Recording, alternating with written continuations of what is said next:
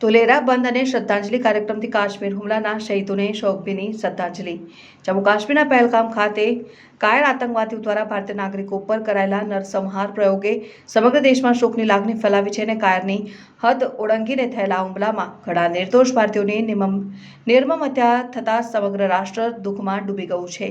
દુઃખદ ઘટનાને પગલે અમદાવાદ જિલ્લાના ધોલેરા ગામ અને સમગ્ર ધોલેરા ભાલ પંથક દ્વારા તાત્કાલિક પ્રતિસાદ આપવામાં આવ્યો છે। ધોલેરા વેપારી મંડળ અને ગ્રામજનોની સંયુક્ત અપીલ પરથી સમગ્ર ગામની તમામ દુકાનો, ધંધાઓ અને રોજગારીની પ્રવૃત્તિઓ બંધ રાખી શોક વ્યક્ત કરવામાં આવ્યો હતો।